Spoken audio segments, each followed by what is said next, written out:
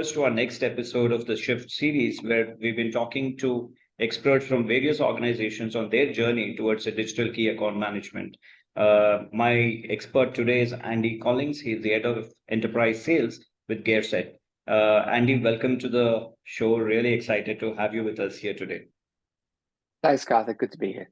Yeah. So, Andy, before we start off, why don't you tell our listeners, about your journey so far and what you guys do at Gearset?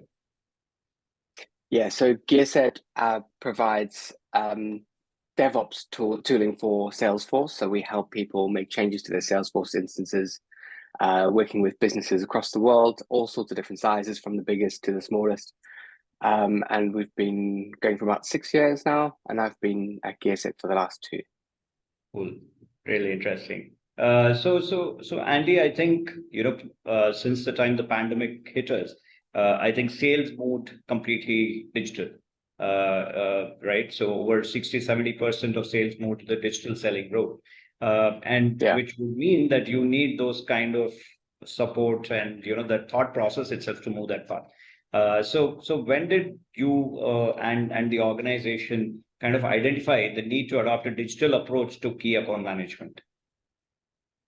Yeah, so I mean, we've had a huge amount of inbound lead flow, which has been a real luxury, and there's quite a cult following for Gearset as a platform. So there's been lots of people always coming to us, which has been great. But when I joined nearly a couple of years ago, my remit was to be deliberate about our outbound approach, and actually start really targeting and making sure that we're working with the largest of the businesses really well. So we've always attracted companies of all different sizes, but when you go outbound to these really large businesses, you essentially come into large buying committees. Right. And now we've got a new thing. Rather than someone coming to you saying, yeah, we just want we want this platform, we know it's going to revolutionize our whole Salesforce development. Now we've got to go outbound and tell people about it, and then we've got to convince people within that organization. So it's just a different selling motion that we began. And then just getting buy-in across that whole group, that all those stakeholders, was now a requirement. So that's when we started to look to the market to see how can we make this just a bit easier and a bit more organized. Okay, interesting. So I think this is like a major shift for any organization to do that. So what were some of those factors that you considered while shifting towards this new approach? Yeah, sure. So we live inside Salesforce. All of our customers are Salesforce users, obviously, and we use Salesforce ourselves. So the key thing for me was getting something that integrated really well or was part of Salesforce. That I didn't want to add to the tech stack and have other random bits of software that was outside of that. I wanted to keep everything together. I also knew that there would be, this is a new thing for the business to do, a new thing for our sales team to do, new muscles to learn. So something that was visual and easy to use, that was quite important. And then we have a kind of parent and child customer structure, because the businesses that we look after are huge. Yes. And so the way that we set them up in Salesforce is to have a parent account and then child accounts for each of the subsidiaries. And I really needed something that would represent that accurately and be able to work around that. That was an important part. It wasn't going to help us having little islands of data. Wasn't particularly useful. I wanted to see everything together. So those are kind of those key considerations, I'd say.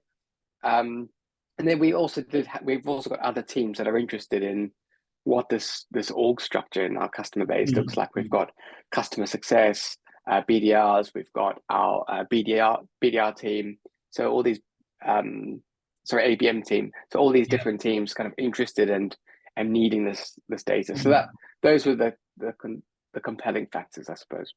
True.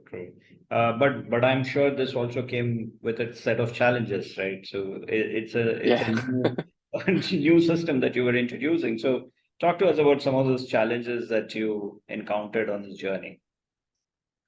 Yeah, so I kind of mentioned that it was a bit of a new muscle for us to learn. And the first thing that we hit was just carving out time to do this new thing, because typically everyone just hadn't done this. They've got their contact or contacts at a particular customer or a prospect, and we haven't really spent time exploring the rest of it and documenting things.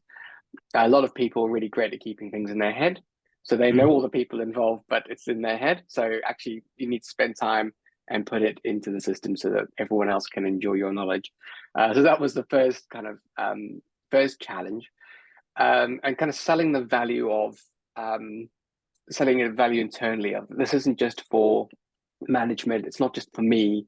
It's actually for you as a seller and as customer success and other people in the business. This is something that can actually help you do your job. So really kind of just working out how to sell the value internally so that people understood it was really important. And then the other major challenge really was that we discovered all the holes. So we put this in and we started trying to work out all these accounts, and then you realize, oh, this isn't very good. We've got this enormous multinational business with huge Salesforce team and thousands of staff, and we've only got 3 contacts, and they're probably not the right ones. So so now we've suddenly got holes, and we thought things were okay. So on one hand, it's a challenge. On the other hand, it's a positive thing because you want to know that stuff. Yes. So suddenly having holes and thinking, all right, we need we need to do some work on that. Those were kind of the main challenges. Okay.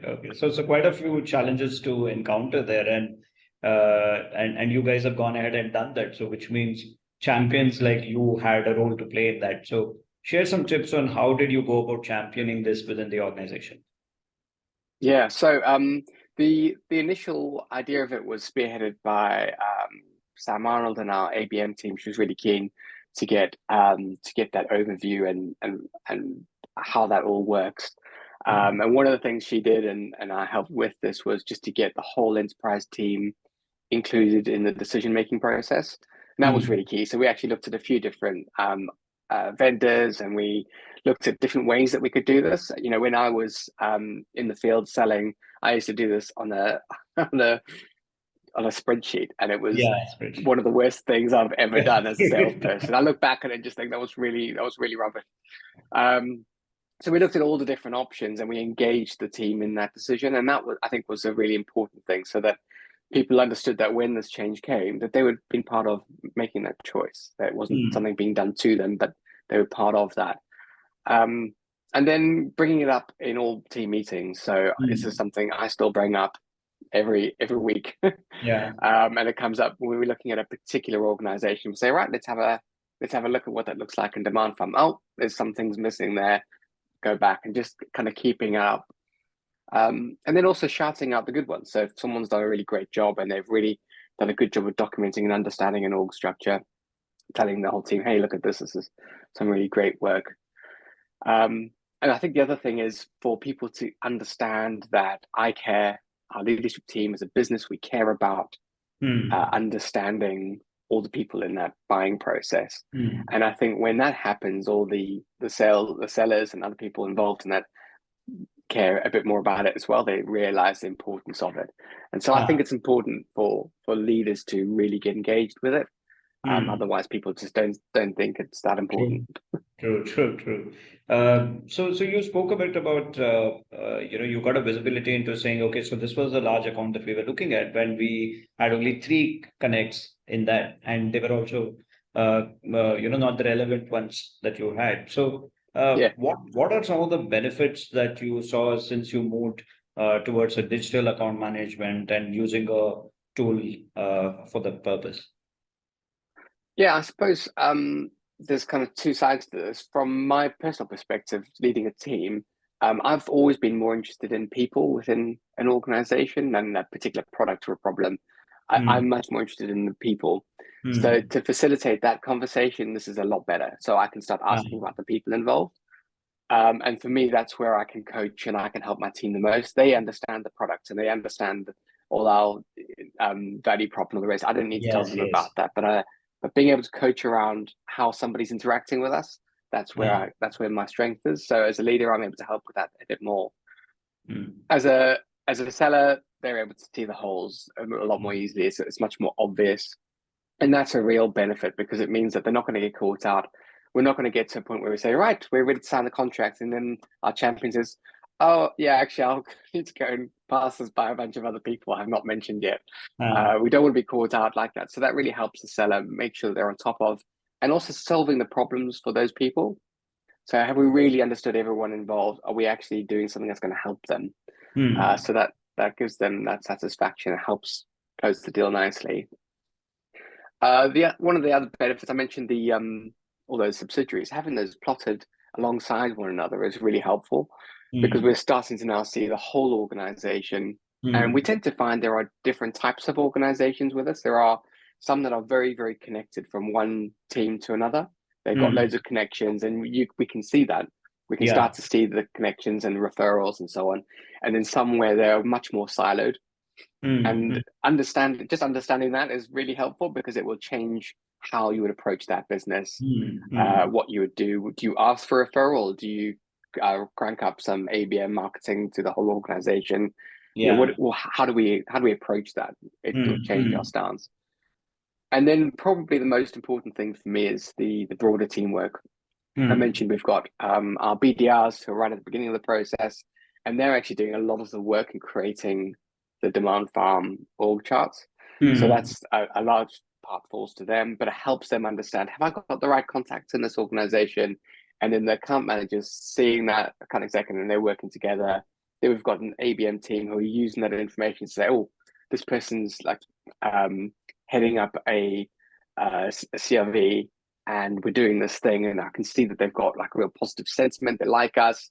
We seem to be really well engaged with them. Can we get them on a panel to talk about a thing? So we can start to use that a bit more. And then when we're interacting with our customer success team, so once somebody's a customer, we assign them a customer success manager as well, and they're able to work much more effectively with that account exec. They can talk about the people. There's no like surprise people that fall out the woodwork, because they're all there and clear to see. So there's like the benefits have been huge, really. So just much more visibility of what's really going on there, and it's less stuff in people's heads and more in a shareable context. So I see a lot of benefits that you've seen there, and I'm sure the listeners out there would already be quite eager to see how do we move that path. So my last question, Andy, would be, so what are a few tips that you would like to leave the listeners with, who are probably still thinking, should I be making that shift? Right. So help them out on that front. Absolutely. Yeah. So I'd say once you've got DemandFarm, I would just start small with a very set group of customers. Don't try and do this for everyone, because it's quite a lot of work actually getting going. But just start small and start on the ones that are really, really complex, some really complicated ones, and then also some simple ones, and just get a feel for how that works and what's required. And we I always believe in getting some short term, some nice early wins for the team.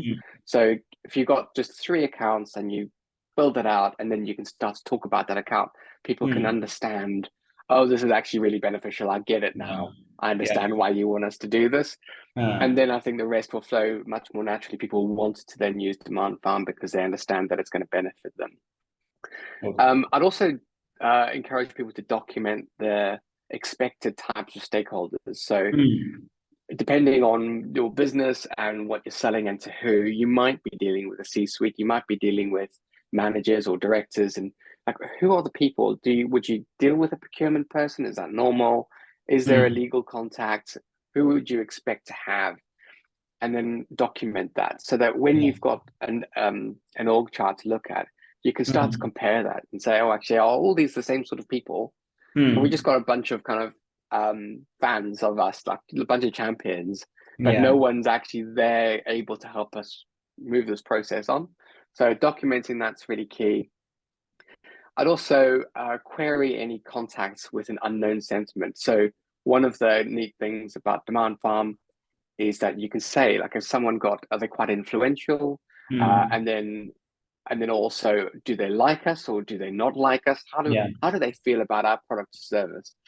And so that's really helpful, because when you get someone who's quite senior in an organization and quite senior in the buying process, and they don't have a sentiment listed, that for me is a bit of a red flag. I'm thinking, well, we should probably know how they feel about us. And then if it's in any way negative, we need to understand why that is, unpick it, and help them understand, like, fix that.